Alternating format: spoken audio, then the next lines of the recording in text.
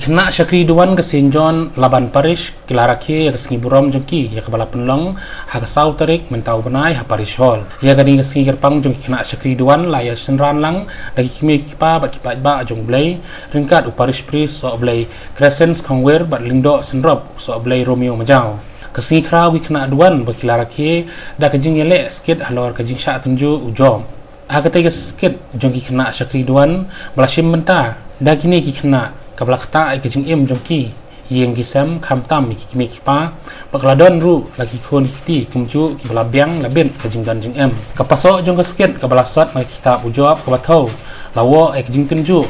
jong ublai ya yang kesam jong job kabala penlong yu banwat jing tem hadu katno ujop ting yu ublai wat usania ha ublai lapan kot ya kini kesengi buram kerpang da kejing persno kai pot rekam kaseng mat kejing pun kot buram kinong elam bat kinong lek bah jong kaseng Kynnaw Duwan ai kibro masuk seitin kibro Kynnaw Duwan jong perigi tingamit hem kumen baman kesem Kynnaw ini Kynnaw hiu lagi berbau tidang dan berboran di perigi ibu simbolom demi perit iba dan saya balik mo iba dan seputin support dari saya senang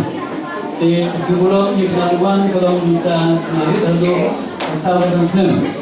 si Kynnaw Laban si buri dia minta Kynnaw saya minta raja syarut senang si orang ini saya siam dia semua sesiru mo kalau kini kita saya minum orang bisa kalau selalu bidang kita baca baru berkenari Kynnaw bagi wilayah saya mungkin dengan selain biasa no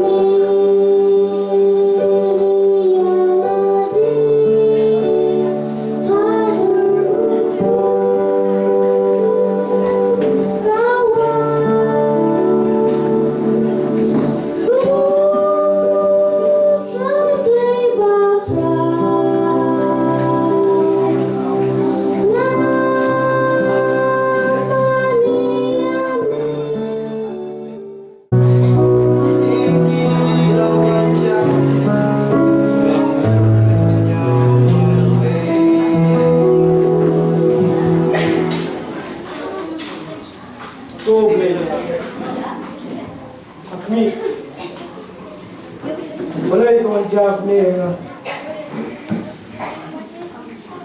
dulu masih di blok kamu kecil dah kuno melihat entah Andre menbu tang bajik saya ni ai momen ai dikit kue lah dah